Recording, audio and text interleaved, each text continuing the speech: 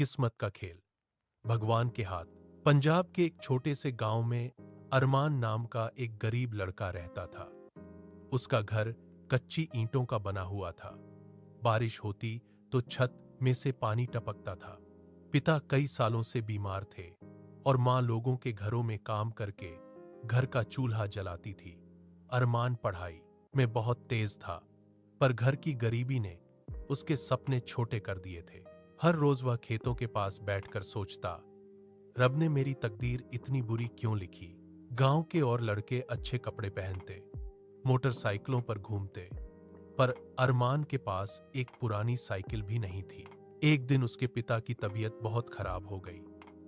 Doctor ने कहा, इनका इलाज शहर में ही हो सकता है, नहीं तो मुश्किल हो जाएगी। पर घर में पैसे नहीं थे।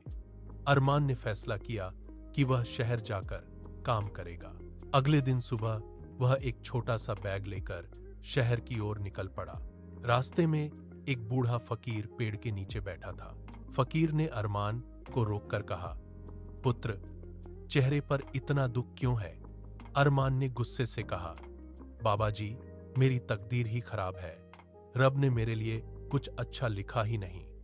फकीर धीरे से मुस्कुराया, बेटा, तकदीर का खेल भगवान के हाथ में होता है। इंसान को सिर्फ मेहनत करनी आनी चाहिए। अरमान को यह बात अच्छी नहीं लगी। वह चुपचाप आगे चल दिया। शहर पहुंचकर उसने बहुत जगहों पर नौकरी ढूंढी, पर हर जगह से इनकार मिला। कई दिन वह भूखा रहा। आखिर एक फैक्ट्री में उसे छोटा सा काम मिल गया। तनख्वाह कम थी, पर उसने सोचा कि घर का गुजारा हो जाएगा। अरमान दिन रात मेहनत करने लगा। कुछ महीने बाद उसने अपने पिता के इलाज के लिए पैसे भेजने शुरू कर दिए। उसे लगने लगा कि अब उसकी जिंदगी बदल रही है। पर एक दिन अचानक फैक्ट्री में आग लग गई। सारा काम बंद हो गया। मालिक ने सारे मजदूरों को निकाल दिया। अरमान की दुनिया एक बार फिर अंधेरे में डूब गई। वह रात को सड़क के किनारे बैठकर रोने लगा, रब्बा, अगर सब कुछ खोना ही था तो मुझे सपने क्यों दिए। उसी वक्त उसकी नजर एक छोटे बच्चे पर पड़ी जो सड़क पार कर रहा था। सामने से एक तेज गाड़ी आ रही थी। अरमान दौड़ा और बच्चे को खींचकर बचा लिया। गाड़ी रुक गई। बच्चे का पिता एक बड़ा व्यापारी था। वह डरा हुआ अपने पुत्र को गले लगाकर रोने लगा। फिर उसने अरमान की ओर देखा और कहा, तूने आज मेरे पुत्र की जान बचाई है। मैं तेरा यह उपकार कभी नहीं भूलूंगा।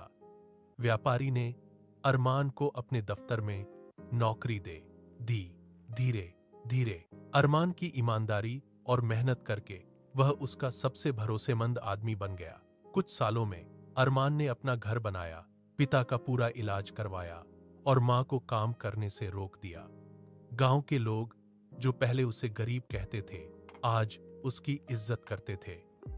एक दिन वह अपने गांव वापस आ रहा था। रास्ते में उसे वही बूढ़ा फकीर मिला। अरमान तुरंत उसके पैरों में बैठ गया। फकीर मुस्कुराया और पूछा, अब बता बेटे, तकदीर कैसी है? अरमान की आंखों में आंसू आ गए।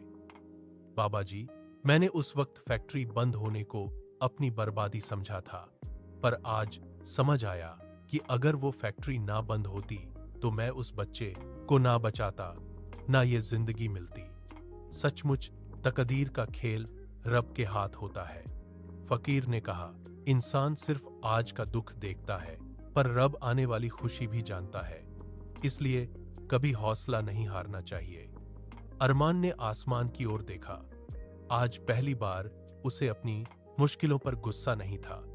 उसके दिल में सिर्फ शुक्राना था। उस दिन के बाद वह हर गरीब और मजबूर इंसान की मदद करने लग पड़ा। वह कहता था, मुश्किलें सजा नहीं होती, कई बार वे रब की लिखी हुई नई शुरुआत होती हैं।